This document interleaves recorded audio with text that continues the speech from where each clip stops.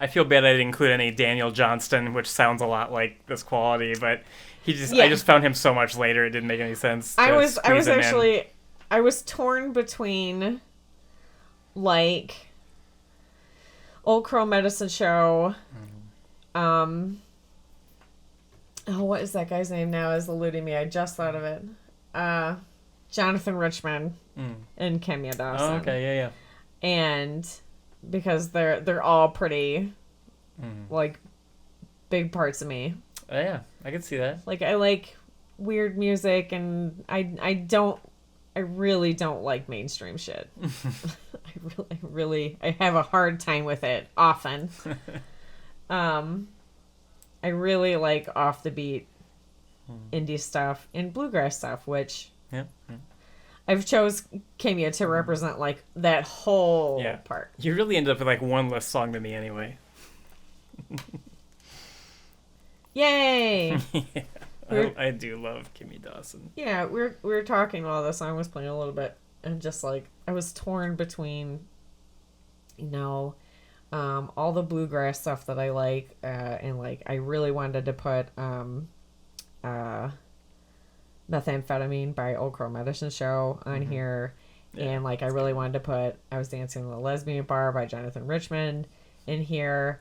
And there's pretty much every Kimmy Dawson song ever written. I was like, how am I gonna represent like this folksy indie bluegrassy part of me? And I was like, you know what, Kimmy is a good representation of like all of my love of all that weird offbeat not mainstream stuff that I is like most of what I listen to. I'd say I would go so far as to say like even before we were like dating, I think Kimmy Dawson like brought a handful of people to mind for me, and you were definitely one. Oh, that's cool. Like I think I already had that association before I had any knowledge that you were like that rabid a fan. Oh yeah, no, she's I was like I didn't listen to anything but like her and Joanna Newsom for like I don't know 2 or 3 years at one point. Like she was the only music I had in my car.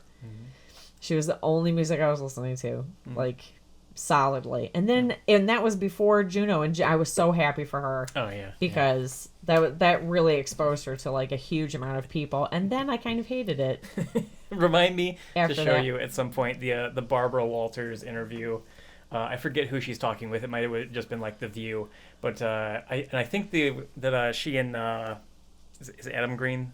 Adam Green. What's their band called? And came the Moldy Peaches. Thank you. I think the Moldy Peaches were actually performing the song on this show. And before they was played, it Steak for Chicken? Because that would have been amazing. Whatever the song it was the one in the movie, but okay. But like just before they played, Barbara Walters said to the other host, like, "I don't get it. I just don't understand." And then the other hosts were like, "Okay, well they're gonna play now, so." Shut up. Wow. Here we go. And then they did their thing, and it was very, like, mellow and not very theatrical. It was just two people singing and playing guitar. Not really stuff you should have on The View. It was the perfect encapsulation of, like, how outside the rest of the world was from, like, this musical moment that was happening in those few years, though. Like, it was just this perfect, like, painting of here's why this music mattered at this point in time, and here's the opposition. Yeah. Yep. I love her. I don't know.